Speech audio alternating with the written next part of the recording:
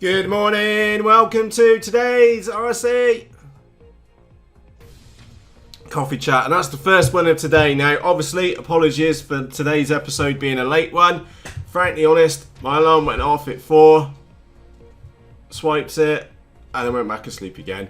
And it's now 8:35, and I've only just got into the office, so bit of a line this morning. Good way to start a Monday morning. Right, today's topics. We have an unexpected guest. You'll find out about that in a moment.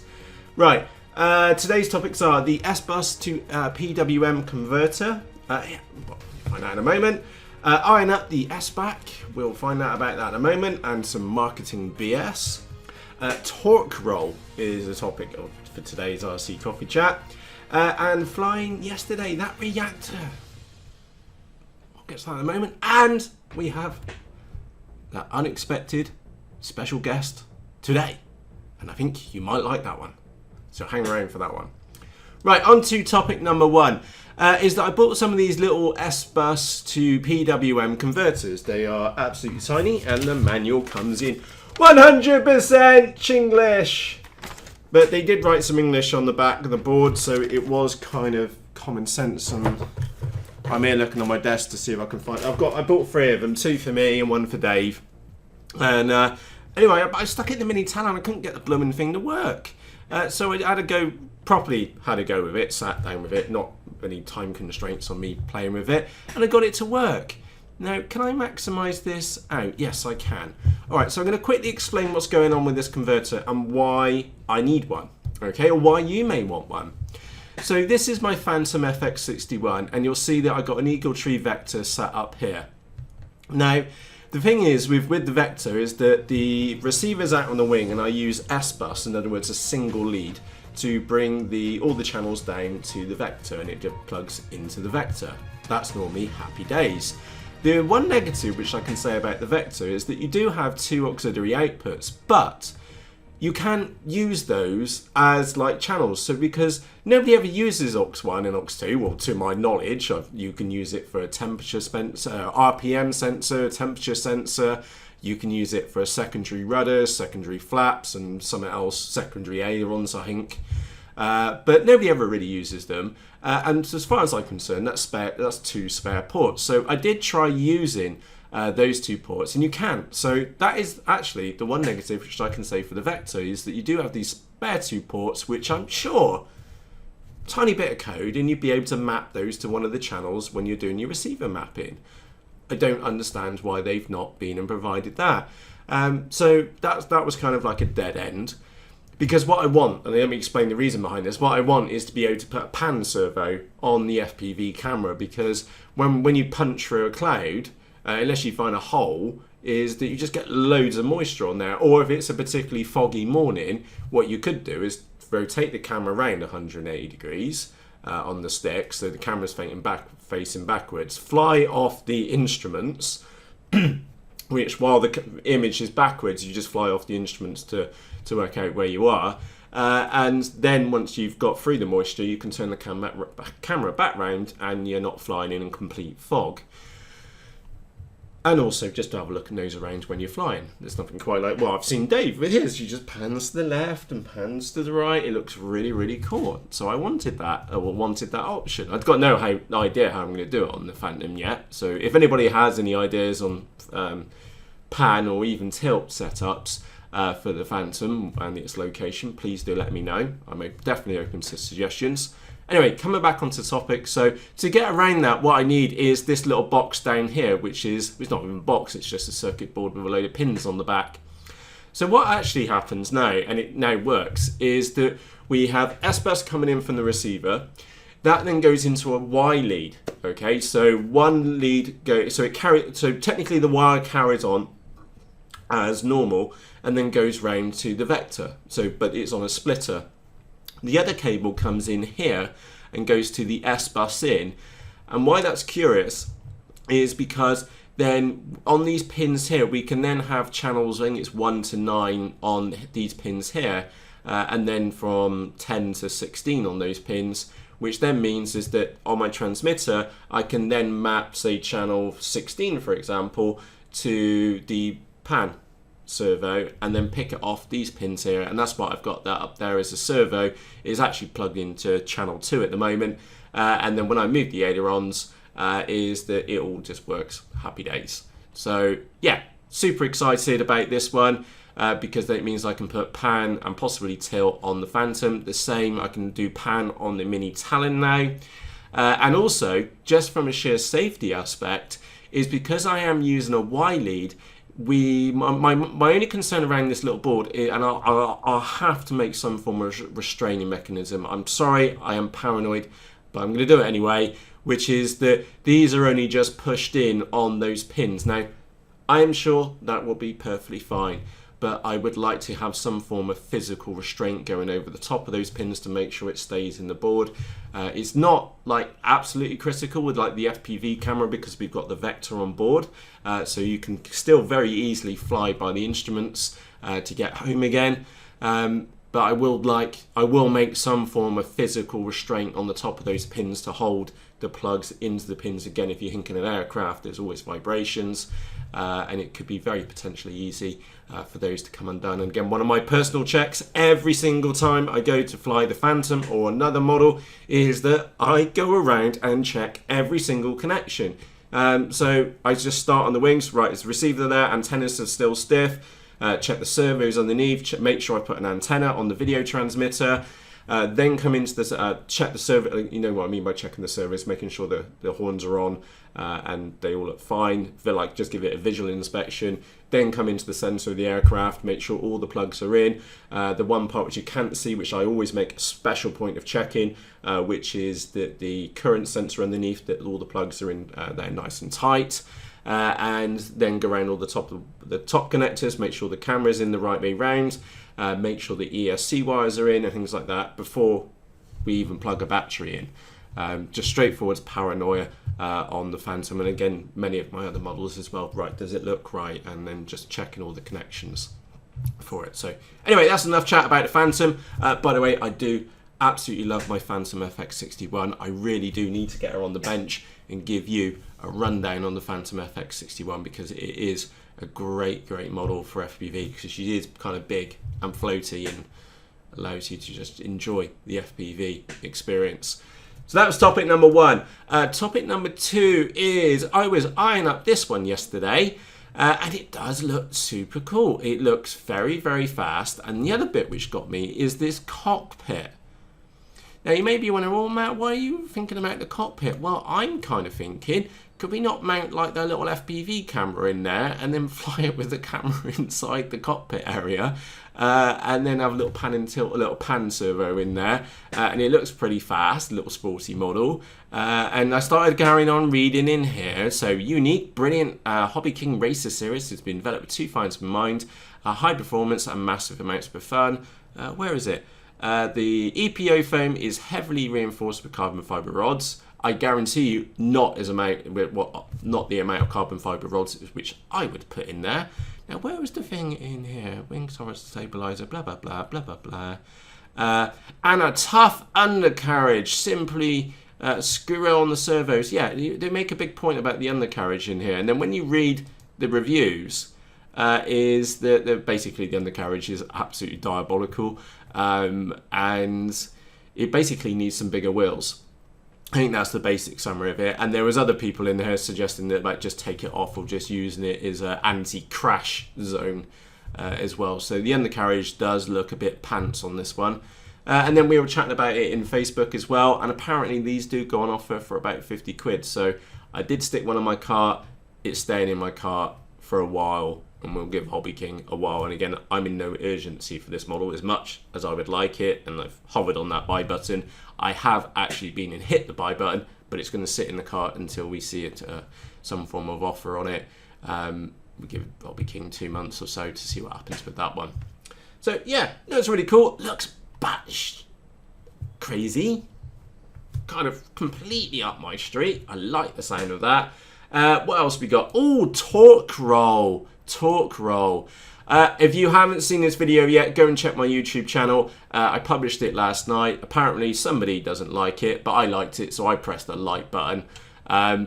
I just wanted to make the point on here. This is the Micro Sky Munter, and I've got a Sunny Sky X22 16 1250 kV motor on it with a... In fact, let me just show it. Let me show this to you. You'll appreciate the mammoth size of the propeller in compared to the airframe itself. She's absolutely plastered in mud after yesterday. I had to abandon her in the shit. Remember, that's that field which we've named in the shit. That's where it's gone. So I put her down in there. Just came in lovely. Sat down, and yeah, I didn't hear the beeps as she went by. That's my own fault, and I had to go and dish it, and then I had a massive long walk of shame to go and get her. Yeah, she just glided down and just got covered in mud. Anyway, coming back onto the topic, huge great big propeller. The downside to having such a huge propeller on such a small model is torque roll, and that's what happens. And I wanted to share that with you because the 1250 and the 8x6 propeller is a really great combo, not only on 3S and 4S. It is super quiet, and I mean that, like, just whispers by. Obviously makes some noise, and it goes whoosh, just flies on through. Does chew the batteries pretty quickly, to be fair, and it's not as fast as the DYS SE2205 motor which I had on her.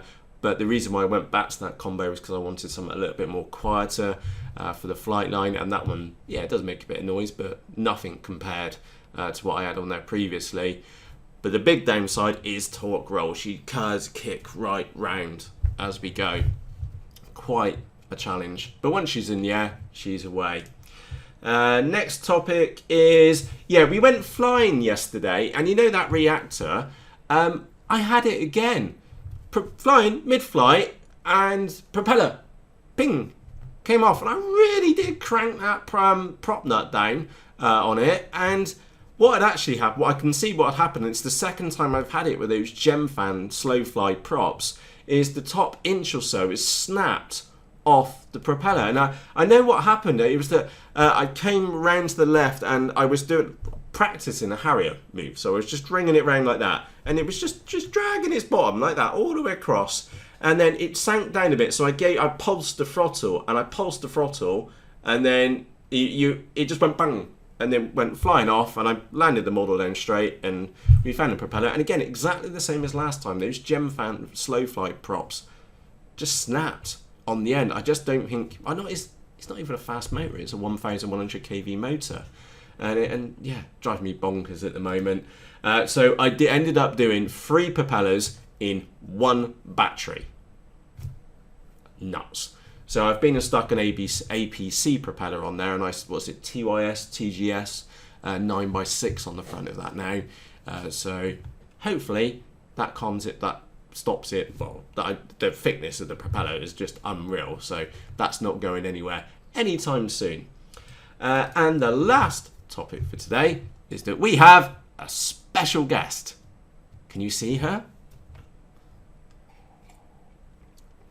Maybe. Excuse me, this was one of the benefits of doing a late RC coffee chat this morning. Have you seen her yet? Da-da-da! We have a clowns! Now this box is blatantly been through the wars. Look at the bloody state of that. It's absolutely beaten to poop. Yeah, look around that side. It's been absolutely beaten to poop. Now, I am actually going to open this on the RC Coffee Chat. Now, do I have a weapon in here which I can use? And there's no point going steady with it, because you can obviously see it's had a right. It's not been a first class ride for this one, that's for sure. In fact, I am going to take a quick photo of that. Just for Banggood, just in case they need to see it. The camera.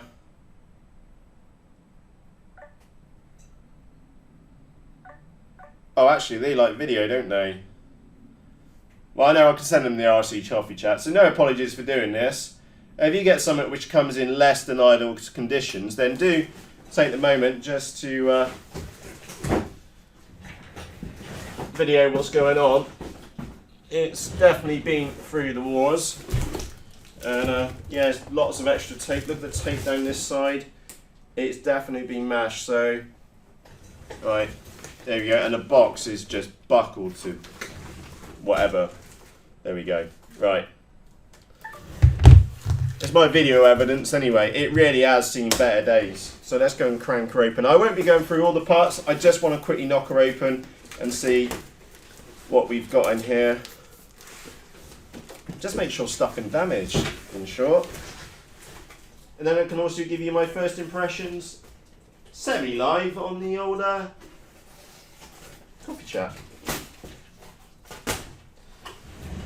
Right, is anything obviously damaged? Not by the looks of it, is the honest answer. It looks like it's withstood the paratel fins. Wings look alright. Can see a few dents on the wing. Oh, bloody hell. There's a dent on the wing in the shape of the wing cord. I kid you not. Oh, it must have been the plastic stuff on here. Alright, anyway. The clouds is now being arrived. We'll sit her right there. Let's see how bad the manual is. English and Chinglish.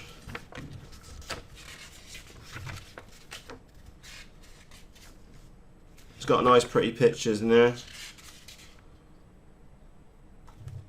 Looks pretty straightforward.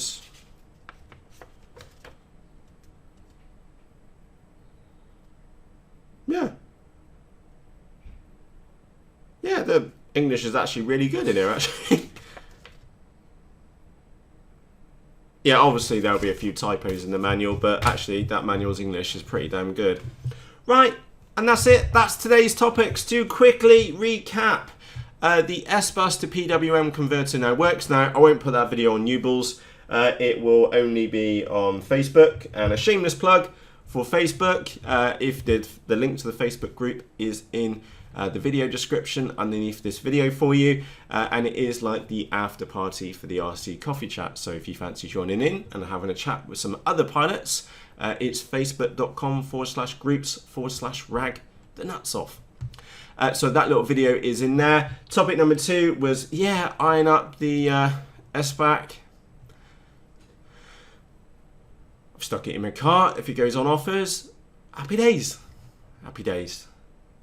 Torque roll, which was that one there. Yes, torque roll. Does suffer from that badly, that little Micro Sky Hunter, and I really do need to go and change the motor back down to something different, because launching it, I'm having to launch it line of sight, so not with the goggles up, chuck it, and then off we go. Normally I'm just goggles down and lob it, but that one's caught me out. That's the second time she's caught me out on there, and thankfully I was recording at that time, so I wanted to share that with you as well. Even if that person doesn't like it, I did feel it was appropriate to share it with you, because yeah, my takeoffs are not always perfect. And by the way, Nathan, you shout landing when you're about to land, and landed when you have landed. Whether it was a good landing or a bad one, doesn't matter, still landed.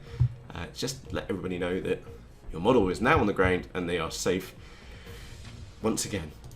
And the other quick topic was that person who nicked all the videos and just re-uploaded them, they've now been shut off and their account's been terminated.